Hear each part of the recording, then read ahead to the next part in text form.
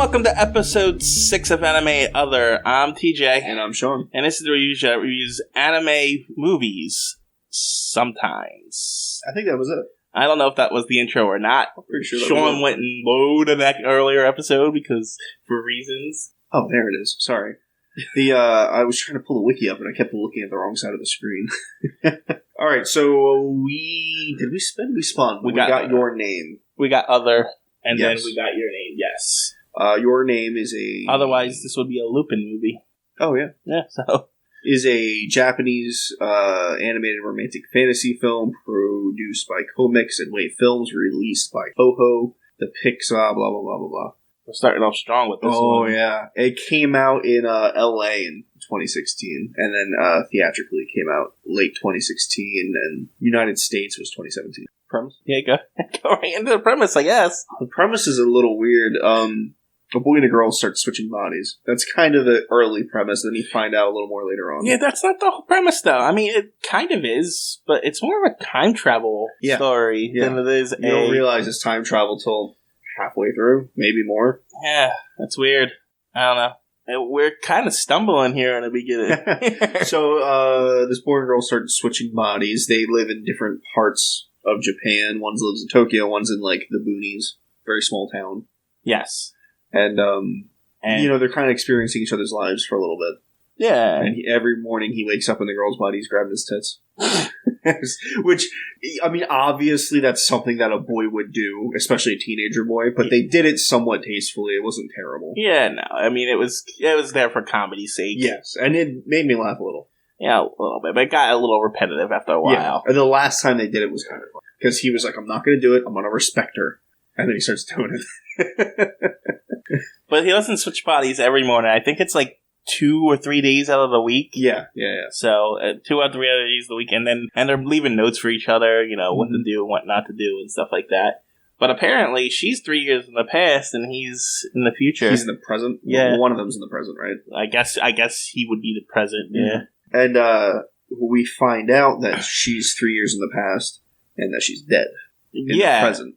Yes, because a comet is passing by the Earth. And they didn't expect it to break off like it did, and it crashed into the town and destroyed it. Where everyone happened to be gathered, so a lot of people died. So magic shenanigans happen, and he manages to connect with her again. Mm-hmm. But it's, you know, the whole switching body thing is apparently a family line thing from their temple.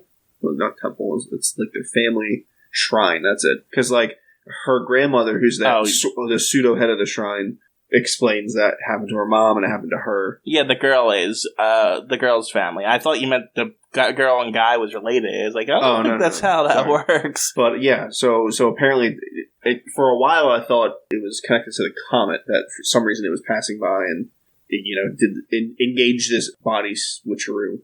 But apparently it's just a family bloodline thing. Yeah, I don't know. Some sort of psychic shrine thing. All I know is that he drinks her spit and manages to reconnect with her. And the last time they connect, he starts looking up, like, because they haven't connected again in a while, and he starts looking up what happened and all that. Well, she's like, oh, she's dead. Because they were connected. It was like they started connecting like a week before the comet hits, and then it's up to the comic, then the comic hit and she's dead, and so they lose connection. But he remembers their sacred shrine because he was in the body when it happened, which is coincidental. It happened to be on that day. But whatever. It's a movie. Yeah. And so he reconnects, and then they manage to pool their resources together and make sure everyone survives the comet, so she's not dead. Well, most people survived. Not everyone was listening to them. Oh, that's true, too. But they saved a lot of lives. Yeah. And then, yeah. I mean, that was the premise. That was essentially the premise. So, when he's searching for her, he doesn't know that it's in the past yet, but they haven't reconnected. Right. I mean, she actually goes to Tokyo at one point. Yes. And meets him. She figures it out, but not really. Really, because she doesn't really... But yeah, because she goes in it's the past, and that hasn't happened for him yet. So she meets him on a subway, and he's like, huh? Who are you? Right. And then she leaves. She leaves him with a ribbon. This was not the story I was expecting going into this. Yeah, what did you think it was going to be? When I saw Body's gender swap thing, I thought it was going to be like... Oh, yeah. Something... Typical. Yeah, typical and weird. Like, you know, they fall for each other and they're different bodies or some shit like that. or, you know... A lot more sexual. Well, that, or, you know, they decide they want to be the other gender or something like that, or, you know, something, like, typical and thing. This was actually really interesting. Yeah, it's a good story, you know, well written for sure. And it's a little tragic, too. Yeah. I mean, it's not even besides the characters, because once the connection's gone, these two people don't remember each other's names. Yes, so when the last time they have their connection, he starts slowly forgetting things, but he's also searching for it. He doesn't know that she's 3 years in the past yet. He eventually finds the town, finds the wreckage, and then he knows that she's dead, and then he's slowly forgetting, and then bam, he forgets everything. And and they both forget everything, and the last thing, I forget which one writes it on the other's hand saying, I love you. Mm-hmm. And they kind of fall for each other in these kind of ways. I mean, I guess if you take over someone's life and get to know someone on that level, it's bound to happen. But then you forget it, and then there's this empty feeling. You're just searching. Yeah, so he's just searching. He can't find anything. And why did he go to the shrine? Because why he went to the shrine. He remembered that he went to the shrine with the sister and the grandmother, and that's where the grandmother has told him about, you know, this is the netherworld, and this is a connection spot, and this is a piece of who they are, because, you know, sake was made from rice and saliva. Yeah. And it was like that, so he drank her, that's why I said. Yeah, but, like, my point is, like, he was forgetting everything, and he pretty much forgot everything, and then something triggered, and he wanted to go there. I forget what it was. But he goes there, and because it's the shrine of the family and all that, we were talking about, like, the bloodline and the shrine and all that, he drinks the sake that she made 3 years ago and triggers the swap. The swap again, yes. And manages to save everybody. And he remembers when he swaps, it's the pass into her body that, hey, I gotta save these people. Yeah, the comet's gonna hit, and then the final act is him at first, and then she gets the information, and her own body's gotta try and save the town. Mm-hmm. Which they managed to do. Yeah, there's a couple fun things, like he's in her body when they're saving the town with a friend, 2 friends of theirs, a girl and a boy, and they're like, yeah, let's bomb the power grid. So we can enact the emergency response speakers, apparently, and then tell everyone to get the out of this one spot of town where they're all going to die. And it was just kind of funny. They turned into terrorists. Yeah, a little bit. They broke a lot of laws. I mean, but what else are you gonna do? I mean, yeah. I mean, your children, you gotta older children, but still children. You gotta do something. Move a whole town. I mean, I don't think I would have went that far.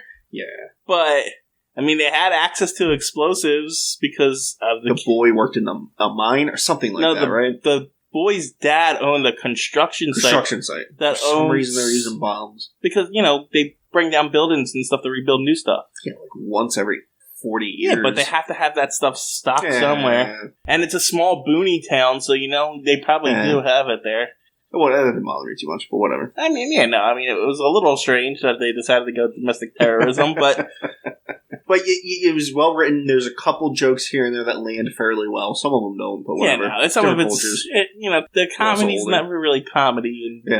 So. But overall, it was pretty good. They end up... he ends up saving her, but then they forget everything. Yeah. And it was, but they're still kind of searching and looking. So when they cut, like, well, I don't know if they cut, they cut 5 years in the future for him. Was it 5 years? Yeah, because he's out of school and stuff. Well, I didn't know what year of school he was in. Well, I think they actually said 5 years. Oh, okay. Yeah. I didn't see that. I knew he was definitely out of school. That's for sure. Because he's in a suit looking for jobs and stuff. Yeah, because all the other characters from the town are adults now, so it's definitely been some time. Okay. Yeah. It only been 5 years for them and 3 years for him. Now that I'm thinking about it. That makes sense. Well, 2 for him. Or, something like that. Mm-hmm. Yeah, so he's looking for a job, and some of the people from the town, the kids essentially, that were the terrorists, were all there. The main girl that he swaps with, and then the 2 friends. And they bump into each other after a little while, and they find each other. And then end movie. Well, you say that, but it's not really what happens, because... we lose track of her after a while because she no longer becomes the main character. The boy becomes the main character because the first part of it was all her, and then it becomes him, which they divided nicely up between the 2 protagonists. But so he's trying to get into construction jobs or architectural jobs. I think it was architect type stuff. I wasn't quite sure, because but something like that. He wants to build the city thing to make things that help people. Something that he'll enjoy or whatever. But it's like a there's something missing in his life. And Yeah. it's very, very... So that was what I meant by the searching. Like, he's Right. still looking for her, but he doesn't know why or how. Right, and you get the impression that she's the same way, and then they just happen to see each other. Well, they pass each other a couple times, Yes. and then they see each other on trains, and then they... But passing trains. Passing trains, so they get off and start running in the opposite directions, and when they finally come across each other, they're like... They're like, oh, wait. Wait. I can't just jump in this person's arms. I don't know who they are. Yeah, and maybe this is wrong, until they decide they're gonna pass, and then he's like, do I know you? What's your name? And then it ends there, which is cute, but, they may never get those memories back and stuff like that. I would assume that they don't, but they're quote-unquote meant for each other, and it'll work out from this point on. You can assume that, but I assume that, yeah. I just think it's a little tragic, honestly. Yeah, it definitely is tragic. Because you lose all those memories. lose on, and then there's this longing, and even if you find that person, there's still that piece of you missing. Maybe. I don't think they'll focus on that so much, because they found the piece that was, you know what I mean? Yeah, but it's weird stuff like that, so who knows? Yeah. And it's not like there's a sequel or anything that dives into any of that. I chalk it up to them being happy together at this point on. That's because you're an eternal optimist, Shawn. Am I? more than I am. Look, I enjoyed it. The writing's good. The voice acting's decent. The art's good. You've seen this before, though, right? Yeah, I saw it when it came out. So this is the second time you've seen it. Anything different from the first viewing? So the first time, I thought them switching bodies was because of the comment. I just missed the whole part about the family bloodline thing. Oh, okay. And this time I caught that. But other than that, no. No. And you didn't regret it was enjoyable on a second watch. You didn't regret watching it a second time? No, not at all. I wouldn't mind watching it again, but after seeing it twice, like you kind of got all the viewing out of it. That's what I mean. Slice of life, I don't ever see as being rewatchable because once you know the story, it kind of takes a part of what makes it great out of it. That's fair. That's why that's definitely it. But also, it was 5 years in between me watching it, so I think given enough time, it could still be enjoyable. It depends, like a nostalgia type thing. It depends on your memory.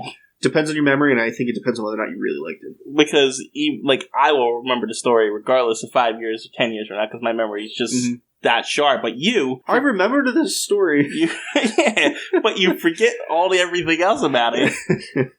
So yeah, it was a good movie. Yeah. I did not. I put this one and the one with the deaf girl and like the same type of tier. They were both really good movies. I enjoyed them both.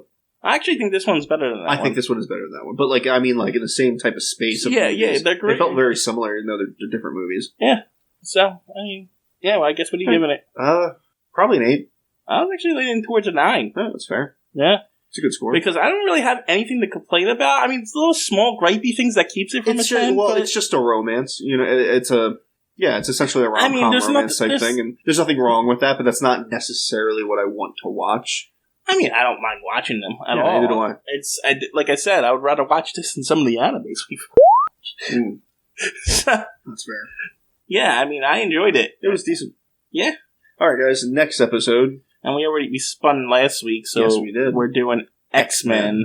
2011. Because we got my choice, and after spinning another, and I was like, it wasn't even a matter of a choice. I knew exactly. Well, yeah. Well, there was also 3 choices. There was 2 left. You didn't have much of a choice, right? Well, it was 2 left because we got that puppet one. Remember? That's not an actual anime. Yeah. So next time we only need to spin. We'll spin on one choice.